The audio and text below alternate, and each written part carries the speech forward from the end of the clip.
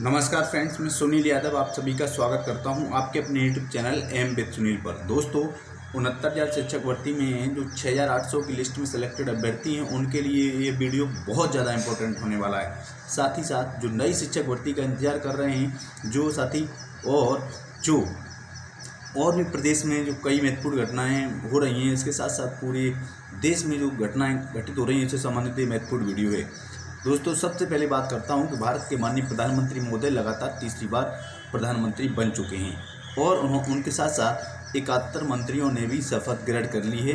कल उन सभी के विभागों का बंटवारा भी कर दिया गया है, मतलब कह सकते हैं उनके अलग अलग विभाग दे दिए गए हैं। हालांकि इसमें कई मंत्री ऐसे हैं जो उन्हें विभाग मिले हुए हों उनसे वो सेटिस्फाइड नहीं हैं। और दोस्तों, जैसा कि उम्मीद लगाई जा रही है कि इन फ्यूचर में, या कह सकते हैं कि आगे आने वाले 6 महीने से लेकर 1 साल में ये सरकार गिरने की भी प्रबल संभावनाएं बन सकती हैं। दोस्तों, जैसा कि आपको पता है कि ये जो एनडीए की सरकार है, कोई मतलब अकेले किसी भारतीय जनता पार्टी की पहले जैसी सरकार नहीं है, जैसी सरकार 2014 में और 2019 में बनी थी। साथियों, ये सरकार बैसाखी पर चलने वाली सरकार कह सकते हैं, क्योंकि आप इसमें कई पार्टियां जुड़ी हुई हैं और बीजेपी अकेले अपने दम पर उतनी सीटें नहीं लाई है जितनी सीटें बहुमत के लिए होनी चाहिए थी। बीजेपी का जो टारगेट था वो 400 पार का था, लेकिन जनता ने उन्हें ऐसा जवाब दिया कि वो 400 तो छोड़ो, वो 300 सीटें भी नहीं ला सकें। दोस्तों, अब बात करता हूँ कि उत्तर प्रदेश में जो इतनी कम सीटें हुई हैं भारतीय जनता पार्टी की, इसमें अहम रोल युवाओं का रहा है, नौजवानों का रहा है, दलितों का रहा है, पिछड़ों का रहा है, किसानों का रहा है। तो उत्तर प्रदेश के माननीय मुख्यमंत्री महोदय लखनऊ में ताबड़तोड़ मीटिंग कर रहे हैं और जैसा कि लगातार जब से ये इलेक्शन के रिजल्ट आए कई मीटिंगें कर चुके हैं और आज माननीय मुख्यमंत्री महोदय की फिर एक उच्च स्तरीय मीटिंग होनी है, जिसमें युवाओं के लिए एक बड़ा फैसला और लिया जा सकता है। दोस्तों, पीजीटी से संबंधित जो नया शिक्षा सेवा चयन बोर्ड बना है, असिस्टेंट प्रोफेसर पीजीटी से संबंधित, और जो प्राथमिक और उच्च में जो उच्च विद्यालयों में जो भर्तियां निकलेंगी उसकी से संबंधित शिक्षा सेवा चयन आयोग से संबंधित जो अध्यक्ष की नियुक्ति होनी है, समाप्त 2 से 3 सप्ताह में हो जाएगी और ये शिक्षा सेवा चयन आयोग भी अपने स्तर से फास्टली काम करने लगेगा। साथियों, और तमाम इसमें ऐसी बातें हैं जो कि आपको जो आज माननीय मुख्यमंत्री महोदय की मीटिंग है इसमें देखने को मिल सकती हैं। ये सारी जानकारी आपको आपके इसी चैनल के माध्यम से देखने को मिल जाएगी। दोस्तों, बात करता हूं कि 69,000 शिक्षक भर्ती में आरक्षण पीड़ित अभ्यर्थियों को न्याय कब तक मिलेगा। साथियों, जैसा कि आप लोगों को पता है कि भारत के माननीय प्रधानमंत्री महोदय ने उत्तर प्रदेश के माननीय गृह मंत्री उत्तर प्रदेश के माननीय मुख्यमंत्री महोदय ने इस बात का बिल्कुल संज्ञान नहीं लिया था कि ये जो 640 दिन से ये दलित और पिछड़े युवा लखनऊ के इको गार्डन में धरना कर रहे हैं, इसकी मेन वजह है क्या। आखिर में माननीय मुख्यमंत्री महोदय ने इन पिछड़े और दलितों के, हम कह सकते पीडीए, पिछड़े दलित अल्पसंख्यक, इसमें पिछड़े भी थे, दलित भी थे, अल्पसंख्यक जो मुस्लिम वगैरह आते हैं, ये सारे अभ्यर्थी थे और इनके हक जो आरक्षण है हक की हकमारी की गई थी। तो इनसे माननीय मुख्यमंत्री महोदय ने इनसे मिलना भी उचित नहीं समझा था। हालांकि साथियों, क्या होता है कैसे होता है इस पर हम कुछ ज़्यादा तो नहीं कह सकते हैं, लेकिन अभी 2024 चल रही है और 2024 का आधा समय निकल चुका है लगभग और 2027 में इलेक्शन है। अगर भारतीय जनता पार्टी अपनी सरकार को बनाना चाहती है 2027 में चाहती है कि उत्तर प्रदेश में सरकार बने, तो इन पिछड़े दलित अल्पसंख्यकों को, या कह सकते हैं पीडीए है, ये जो पिछड़े दलित अल्पसंख्यक हैं, या 69,000 शिक्षक भर्ती में जो 6,800 की लिस्ट में ये सिलेक्टेड अभ्यर्थी हैं, इन अभ्यर्थियों को जल्द नियुक्ति देने का कार्य करें। क्योंकि जहाँ पर भी सबसे ज़्यादा अगर उत्तर प्रदेश में सबसे ज़्यादा अगर कोई मुद्दा हाईलाइटेड रहा तो 69,000 शिक्षक भर्ती में 6,800 की लिस्ट में सिलेक्टेड अभ्यर्थी आरक्षण घोटाला। तो माननीय मुख्यमंत्री महोदय से मैं हाथ जोड़ के निवेदन करता हूँ, माननीय मुख्यमंत्री महोदय, हम सब लोगों की पीड़ा को समझिए। आखिर में हम लोगों की गलती क्या है। गलती आपके बेसिक शिक्षा विभाग के अधिकारियों की और बेसिक शिक्षा विभाग के मंत्री की थी। हम लोग तो केवल उसमें पिस रहे थे और पिसे हैं। आखिर में हम लोगों को भी आज कम से कम सम्मान मिलता समाज में, और आर्थिक स्थिति हम लोगों की सही होती। जो हम शारीरिक, मानसिक, आर्थिक रूप से प्रताड़ित हैं, इन सभी से हम लोगों को राहत मिलती।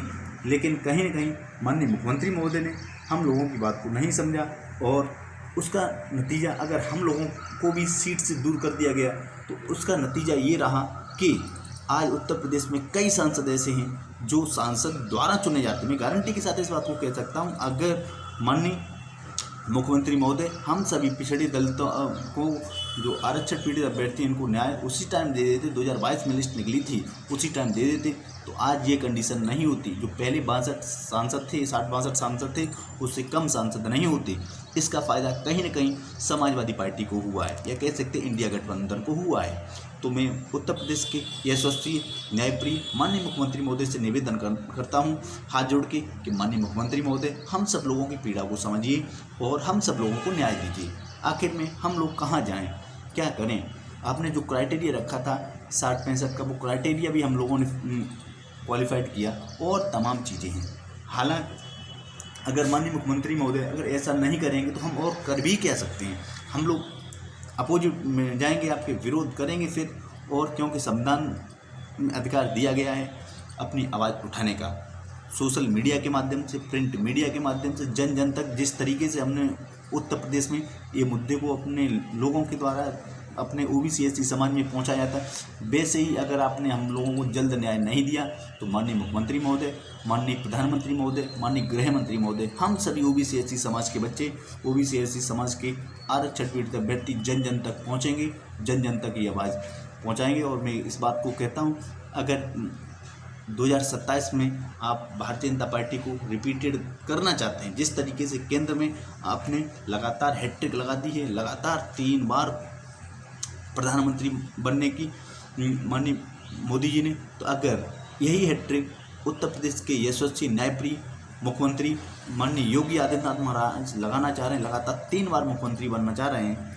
तो सबसे पहले इन 6800 की लिस्ट में सिलेक्टेड अभ्यर्थियों को जल्द न्याय देने की कृपा करें। और मैं सबसे अपने उन साथियों से, उन भाइयों से, उन बहनों से भी निवेदन करता हूँ हाथ जोड़ के, और अपने माता पिता तुल्य उन बुजुर्गों से भी, माता पिता तुल्य उन अभिभावकों से भी निवेदन करता हूँ, थोड़ा धैर्य रखिए, थोड़ा पेशेंस रखिए कि ये जून का महीना चल रहा है, इतनी वैसे ही चुनावी गर्मी तो वैसे ही है ज़्यादा इतना, और वैसे ही टेम्परेचर बढ़ा हुआ है। आप लोग थोड़ा सपोर्ट करिए। सपोर्ट करने के लिए मैं किसी को भी 1 रुपये आर्थिक सहायता मत करिए।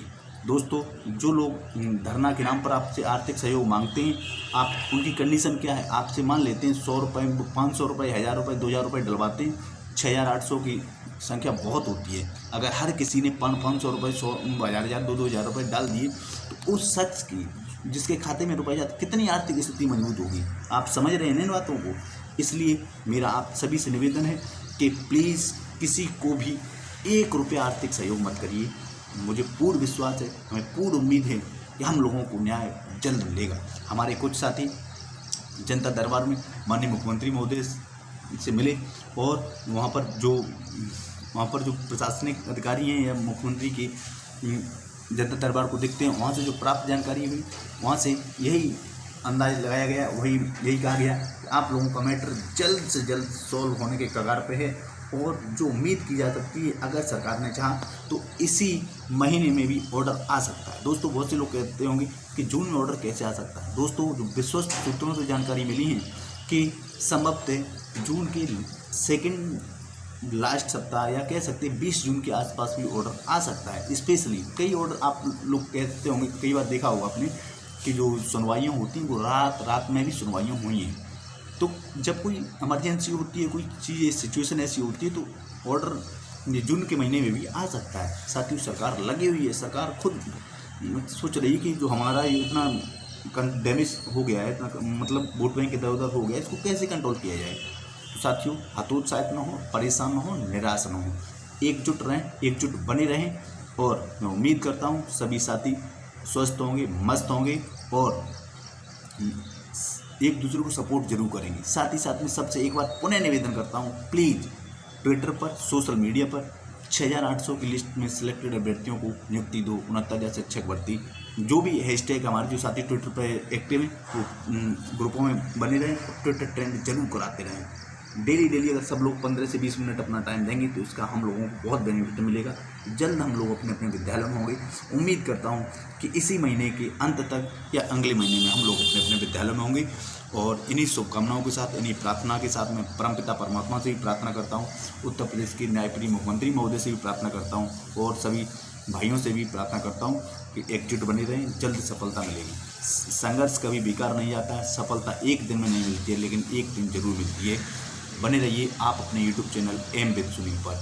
मैं सुनील यादव एक बार पुनः आपका स्वागत करता हूँ, अभिनंदन करता हूँ, वंदन करता हूँ। वीडियो को जब भी देखिए शेयर करें। जय हिंद, जय भारत, जय संविधान, जय समाजवाद।